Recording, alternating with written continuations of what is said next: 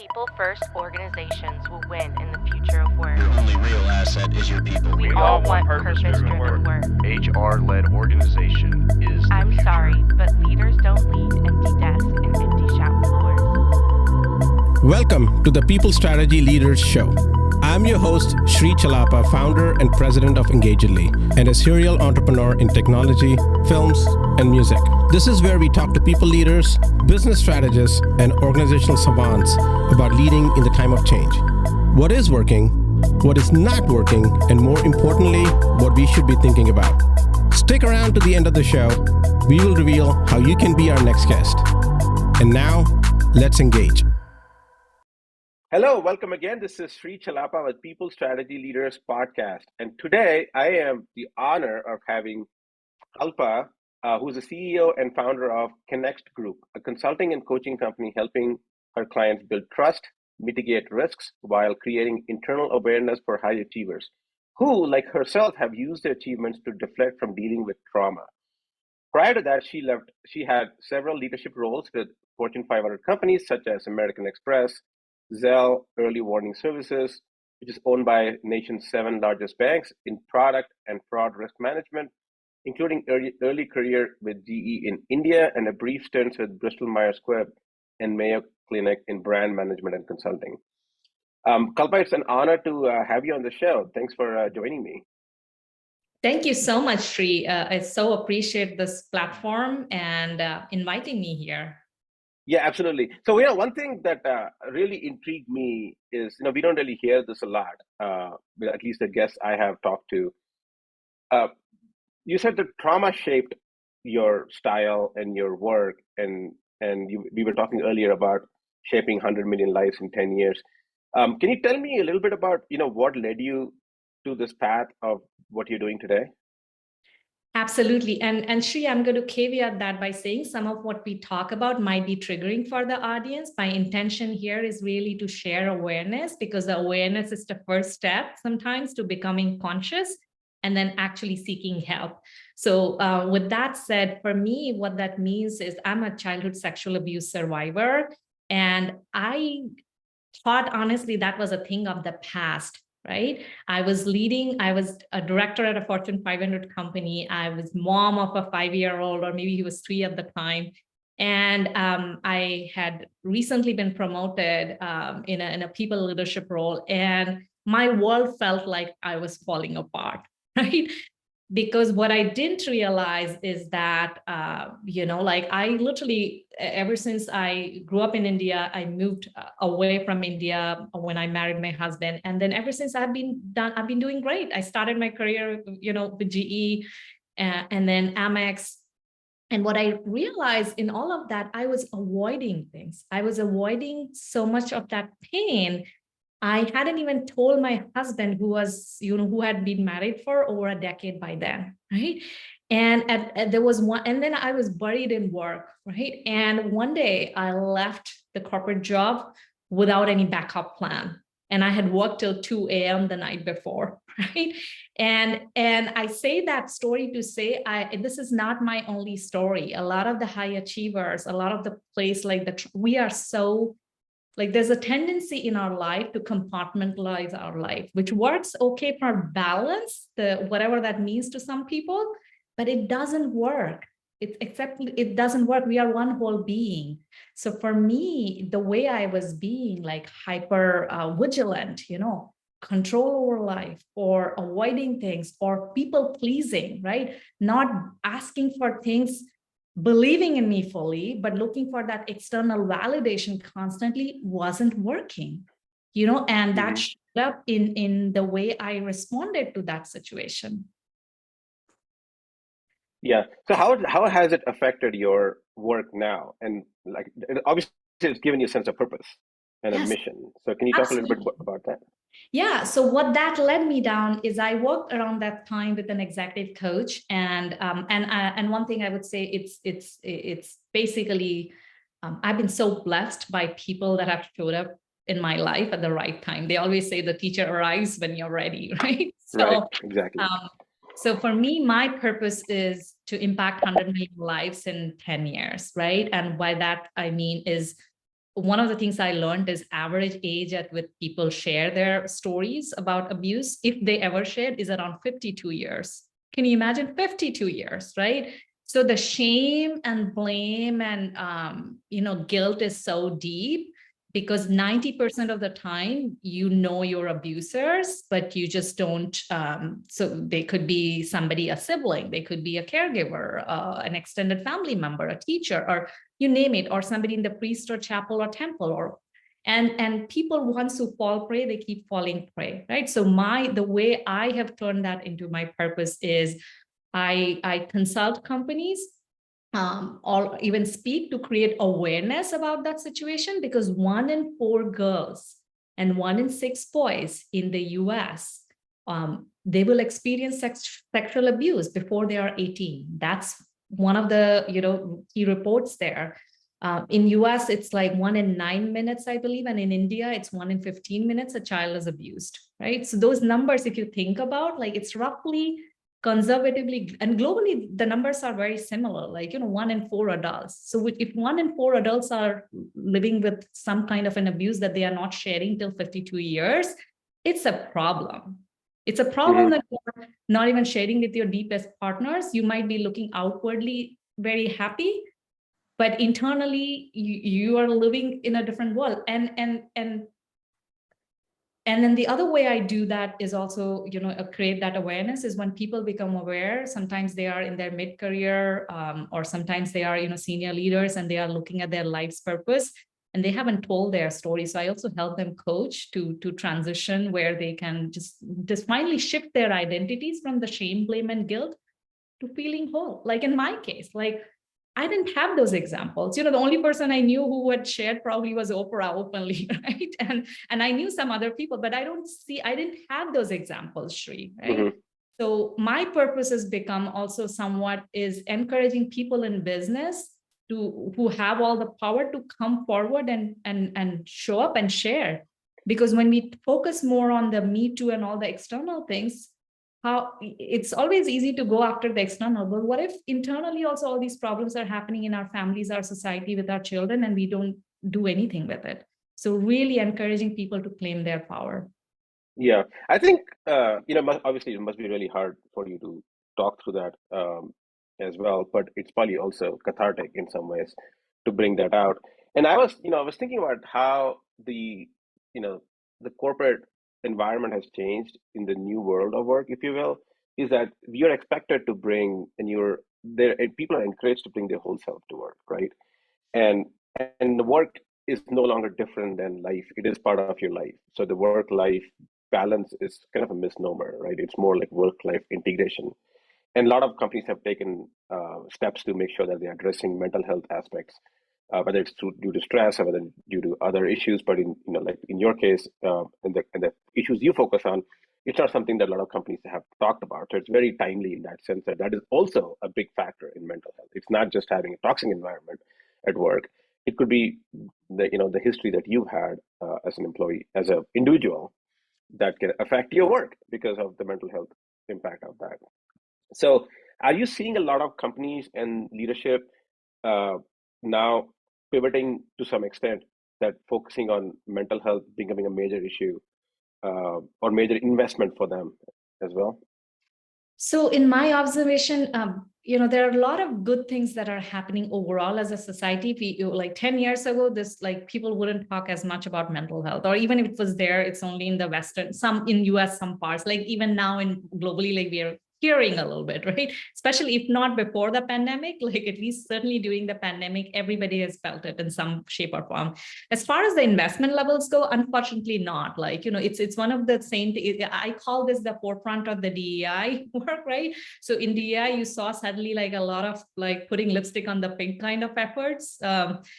People are well-meaning, intentional, but when you look at the diversity at the top, that hasn't changed.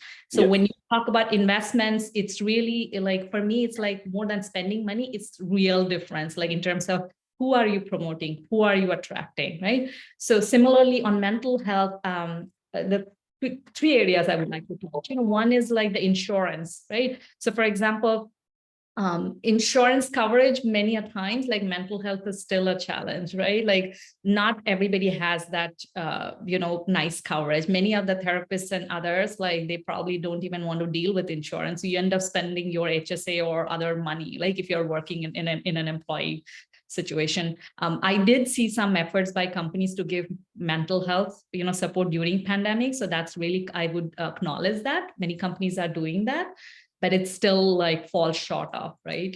People just don't know where to start sometimes. Mm-hmm.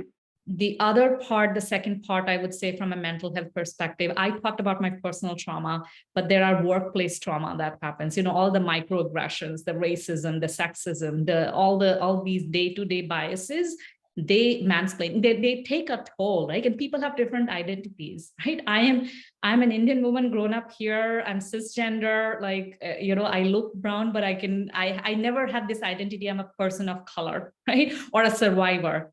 But but then some of those pieces people need to understand. Otherwise,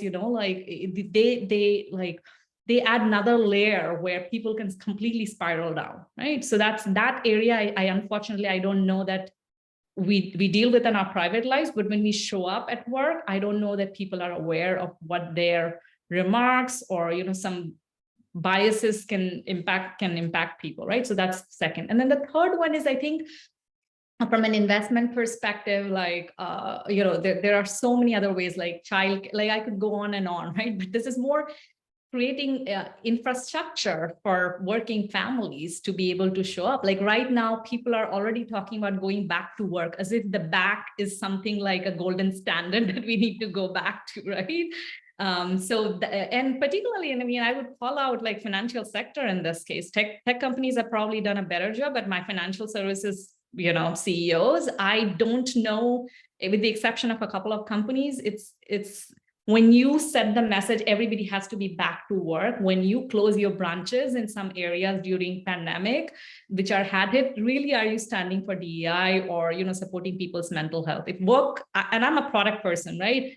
I at one point, I used to relocate people together because in the collaboration, in the spirit of collaboration. But I also saw during pandemic how people were able to get done, could design, teams, your engineering teams, your product teams, everybody was able to collaborate and they had better work-life balance. So from mental health perspective, I think we need to do way more, but I'm optimistic. Mm-hmm. I'm optimistic, at least what the pandemic has done is broken that myth that like it's only not a problem of low-wage retail or other workers, right? It's also a problem for the knowledge workers. And how can we become more compassionate and see how we can take back our power and, ask for the things that are needed in our lives. Yeah, and I think we're not going back. We're not going back. We're not going back. And it's like I said, it's not some golden standard we need to go back to, because we waste so much time on commuting. We waste so much time on, chit-chatting that could have been spent. And then some of our best hours of the day are spent at work, probably doing, things that are not necessarily as productive as you would like it to be. This way, now you can balance your time, and now we work in a global connected environment. So you could actually be working evening hours or morning hours. So there is no reason to expect an employee to say, hey, you need to be here from 8 to 5. And then by the way, you have to go back and then do calls at 10 p.m. with somebody in China or India or somewhere in Africa, because people are working in a global environment. So I think it is better for mental health in some ways. In some ways, loneliness can also be a problem, right? When you're working from home. I work from home a lot, and I'm traveling right now, so hence my virtual background. But the it does affect. So you have to kind of balance the two. You need to come together for collaboration and really call them as collaboration spaces rather than as an office where you have to go in every day.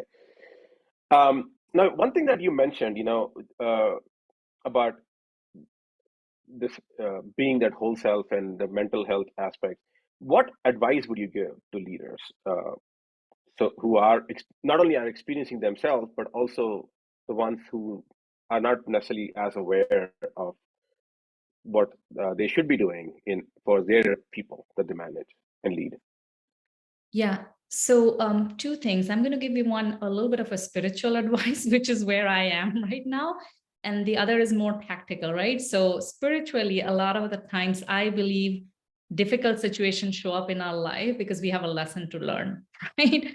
So if you are feeling for whatever reason lonely, disconnected, or feel like the world is out to get you or something, like there is something about some deep self-belief that you have that energy is getting manifested and people see it. So if you don't believe yourself deeply or trust yourself, and there's a difference in trust versus like narcissistic, or some people like completely like, just overconfidence, but I'm talking about the deep trust in that life is good, universe has your back, and people are doing the best they can with their resources.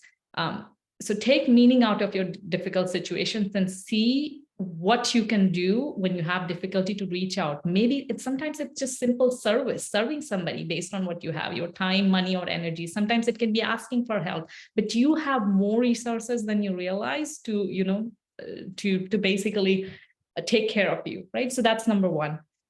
The other is helping other people. Like, how, if you're a leader and you're showing up in your work or environment, how can you be that neutralizer, right?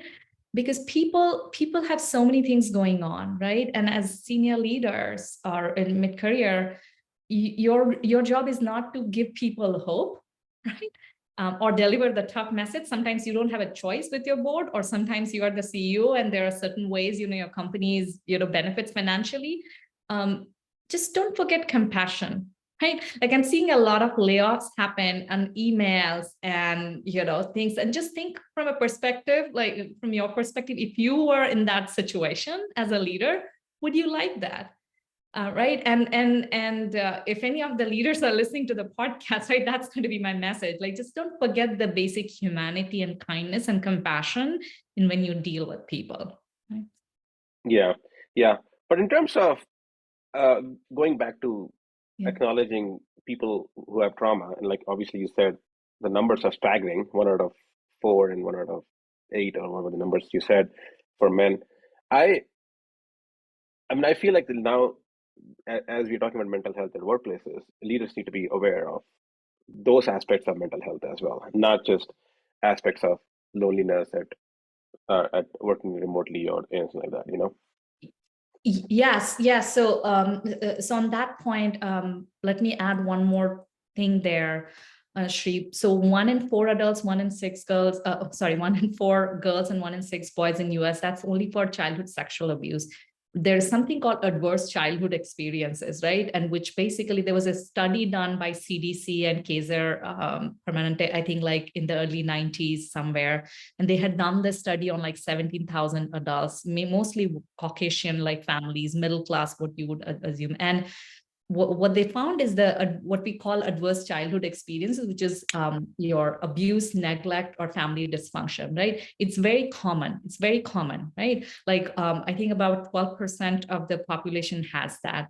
12% of the population has no ACEs, means completely functional families, a good childhood, and no abuse, no neglect. But remaining, over 80% of the population has some kind of an ACEs. What's remarkable is when you have 4 or more of the criteria, and I'll put the link, share with your readers. If you have any kind of abuse, which is physical, mental, or if physical, emotional, or sexual, or abuse, or family dysfunction, somebody's in jail, or somebody, or drug abuse or mental illness in your family, these have impacts on your early childhood experiences, have health implications in your brain development. And when I shared that in a leadership forum recently, many people don't know about it. So if you have 4 or more ACEs, it has significantly different health outcomes. I'm not saying it's going to predict, your life. Like I'm a believer of free will, but you need to be aware. So if you're feeling some kind of, like if you have worse health outcomes, just look at your, talk to your family of origin, like your epigenetics, and all these things have a real way of, having adverse outcomes. So take care of those things, just be aware, because all that history of trauma gets to stop with you, and it's possible, to be able to create better conditions for you. And the reason why I'm sharing that is when I learned about my own childhood experiences, Shri, I started having these conversations in my family, and I found 50% of my family is survivors or some kind of a trauma. So when I do that work, it gets to stop not just with me, my son, and the trauma could be so the trauma can otherwise continue down the cycle, right? And that's what I mean by breaking the cycle of, that intergenerational trauma. That if this podcast, if people are listening, even if that one person tells to, 1,000 people tell to one more, there's that multiplier effect that we can, as a society, we can stop this harm. Yeah.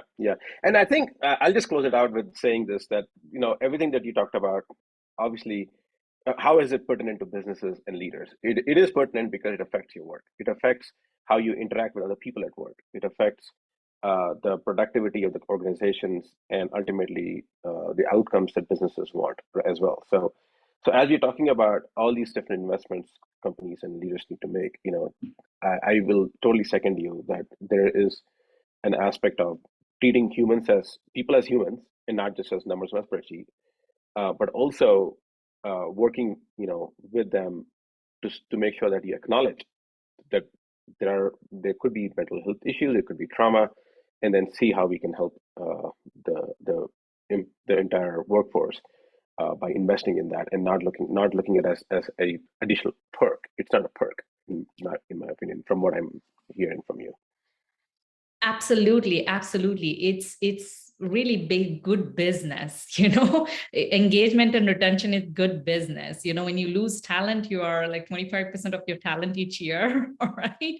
It's not like you're spending all that money like for nothing, right? So it's absolutely critical, especially and it really, as companies are looking to even go through the recession and rebound, right? It's just important. Yeah. And that's essentially, the last thing that I want to mention is how you build a high trust environment, because that's when you get the best out of everybody in the organization. Yes. So how you build that itself, I feel like Sri could be another podcast, right? But really, in short, I remember, I'll share this story and, with the messages. I remember sitting in a calibration meeting like years ago, like probably 50 people in the room, and I was in mid-executive level and on the senior leaders. And there was a coach in the room talking about prefrontal cortex and amygdala and how, we respond to, any kind of threat. And when you have trauma, sometimes we are very reactive, right? And they are asking about, do you feel like you're in a high trust environment? And I can tell you almost like 90% or 95% of the room like raised their hand. Yes. Right. And me and my boss, and I have so much admiration for him at the time, we looked at each other and we kind of wondered like meekly, but we looked at each other and we said, no, we didn't raise our hands. Right. And then we felt some of the stares from other people, right? Looking at like us. And I can tell you this was very, very, very, very low trust environment where we were looking at like the diversity of the team, and there were 2 really African Americans in the team and leadership roles in that room full of, however number. And if you're talking about equity and you're sharing numbers and you're facing all these things, if you're not transparent as a leadership team, like if you're not surrounding yourself with diverse views and everybody's being the yes man, yes woman, yes, name it, you've got a problem. You've got a problem because that's what happens, that those companies, and I've worked with great brands who people take leadership lessons when they are in business and then they go down one day, right? So this is what happens. So what I would say is how you build high trust is open communication, surrounding with diverse, teams, and so that people don't feel they have retaliations, like when they say yes. And that's kind of how leaders can create that. It's easier said than done, but I believe it's possible. Yeah, no, the reason I was bringing up the trust part is because without trust, people are not going to share their mental health issues either. Yeah. Right. And that's why the trust is important before you can get people to open up and say, hey, I need help in the organization. Yeah. So, well, thanks a lot, Kalpa. It's been a pleasure. We could keep going on, and maybe I need to have you back. Maybe we talk about building high trust organizations. So definitely, we should definitely have you back in some time. But I really appreciate you being on this show and sharing your story and the well needed advice for all the leadership out there. Thank you so much, Sri. It's been a joy being here, and certainly, look, we could go on, and I certainly would love to be back again. And thank you so much for your listeners as well. And I really would leave with an advice that please reach out. Whether you reach out to a friend, a coach, a mentor, reach out if you're feeling lonely. Thank you. Until next time. Bye. Sri Chellappa here. Thank you so much for listening to the People Strategy Leaders podcast. If you are a successful leader or a people strategist who would like to be on this program, please visit engagedly.com/People Strategy Leaders podcast. If you got something out of this interview, would you share this episode on social media? If you know someone that would be a great guest, tag them on social media to let them know about the show and include the hashtag People Strategy Leaders. I love seeing your posts and guest suggestions. We are regularly putting out new episodes and content. To make sure you don't miss any episodes, go ahead and subscribe. Your thumbs up, ratings, and reviews go a long way to help promote the show and mean a lot to me and my team. Want to know more? Follow me on LinkedIn and Twitter @Sri Chellappa. Thanks for listening. We will see you next time. And thank you to Patrick Ramsey, sound engineer at Kalinga Production Studios, for recording and mixing this show.